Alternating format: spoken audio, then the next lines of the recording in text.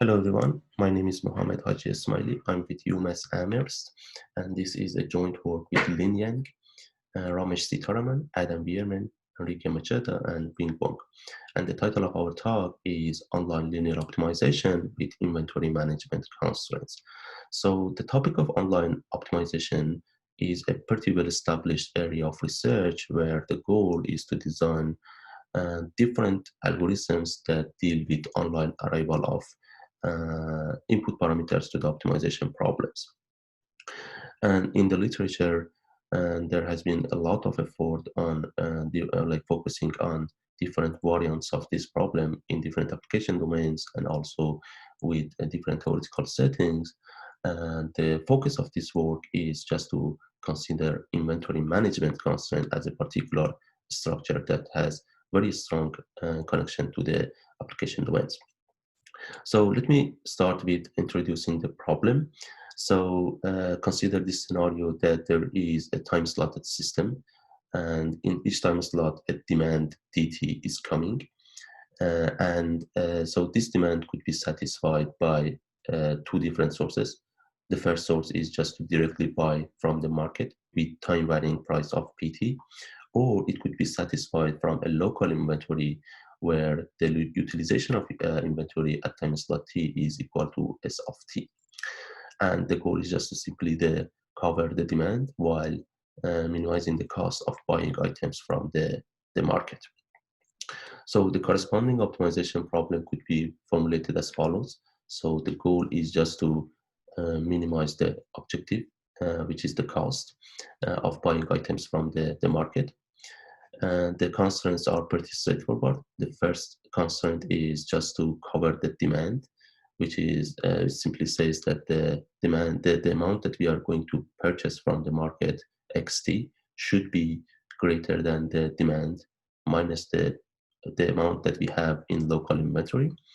The second constraint is simply the inventory management constraint shows that, for example, the amount that we have in the time slot t should be the amount that we had in the previous time slot plus the amount that we purchased minus the demand. This is projected into the capacity of the inventory. And the only optimization variable in this problem is x of t, which denotes the amount of items that we are purchasing from the market at time slot t. So this is a pretty straightforward linear optimization that could be solved if all inputs to the problems are known. However, the challenge is that the setting that we are considering, dt as the demand and pt as the price of market, are just known for the current slot, and they are unknown for the future slots. So just to have a quick overview of the contribution of this paper. So the challenges of this paper, as I mentioned, is uncertainty from both inputs to the problem, price and demand. And the design space of this optimization problem is just to use or utilize this inventory just to, for example, store items when the price is pretty high, price is low, and just use those items once the price of market is high. In this way, we can just minimize the long-term cost of buying from the market. And in literature, this problem or slightly different variants of this problem has been tackled using different theoretical tools like Markov decision process that require some sort of stochastic assumptions about the inputs to the problem, or Lyapunov optimization that has another set of requirements as for the input to the problem. Our approach is to use the classic competitive online algorithm design framework, where we don't have any assumptions about the pattern or stochastic modeling of the inputs to the problem, and the goal is just to simply characterize the performance in worst case, where the performance metrics that we are using is a pretty well established performance metric of competitive ratio, where the competitive ratio is simply defined as the cost of online algorithm over the cost of optimal offline, worst case over all feasible input instances to the problem. And the high-level contribution of this paper is simply just to develop some algorithms with the best possible competitive ratio, which means that there is no other algorithm that can achieve a better competitive ratio than the algorithms that we proposed. Given this high-level quick overview of the paper, let me just start with motivating the problem that we are studying in this work. So the motivation is coming from case study in data center energy procurement optimization, where just the goal is to minimize the energy cost of the data center. And the scenario is as follows.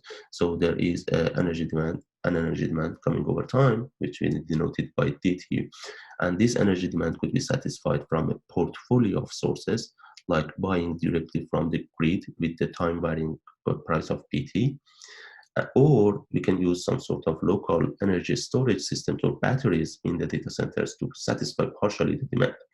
And designing energy procurement strategy is simply just to design some strategies such that by the end of the day, the demand is satisfied and the cost of purchasing energy from the grid is minimized.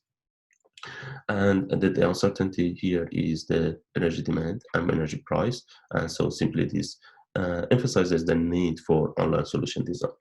And just to show how much uncertain are these two values of energy demand and energy price, let's just show some real world values. So for example, for the energy market price, as you can see here, there are two snapshots of the energy prices over time for different areas. The one in top is for Germany, and the one in bottom is for New York in the US. So you can see that for like different course of different days, the price is changing in Germany, but it's pretty like following kind of the same pattern over the course of different days. However, in the New York, it's substantially different and it doesn't follow any particular regular pattern. From the energy demand input, also, you can see here that we just plotted the energy demand of multiple data centers, multiple Akamai data centers in different areas in New York, Los Angeles, Dallas in the US, and in Frankfurt, Paris, and Dublin in Europe. And as you can see, the energy demand is fluctuating. However, it comes with some sort of daily pattern. However, in a lot of data centers, they do have some sort of renewables in their portfolio of energy sources. And so if you just consider the net demand, which is simply the entire demand subtracted by their local renewable generation, the net demand, which is shown here in these yellow curves, is pretty fluctuating, and it's very hard to predict. Okay, so given this like motivation, let me just like go over the technical solution of this paper, and I will get back to the case study once I'm going to talk about the experimental results. Okay, so overview of our solution design. So we have used some sort of basic theoretical computer science problems as the basic problem, and we just built our solution as the extended versions of those well-established problems. And so what I'm going to do is just to talk about a very, very basic problem known as one-in search problem, and extract the key idea of competitive analysis on this very basic problem, because it could be considered as a toy example. And then we just mentioned how we can kind of extend the results from this one-min search problem to its extended version of k-min search problem, and then how we can move forward from understanding the results in k-min search problem to our online linear optimization with inventory management concept. Okay, so as a toy example, let's consider the existing problems. There are a category of problems in theoretical computer science known as online conversion problems. For example, there are different variants of this one-way trading problem, time series search, or K-min or K-max search problem are some variants of this problem. The most related one to our problem is the K-min search problem, where the statement of problem is pretty straightforward. There is a player that this player wants to buy K items for the long-term minimum cost. And the setting is as follows. Some prices are presented sequentially, one by one over time, and the player must decide immediately whether or not buy for PI. And so the player has to buy exactly K items, and if the purchase items are less than K, it must buy the shortage at the last slot. So the setting is like this. So the first price is $5. It's too expensive. I'm not going to buy. The second price is, let's say, $3. It's good. I'm buying. Third one is 3. 9 is too expensive, and so I'm going to buy or not buy. Okay. So, but this is the K search problem, and so let's consider a very like simplified version of this problem, just to extract the high-level ideas of one-min search problem. So here, simply the K is equal to 1.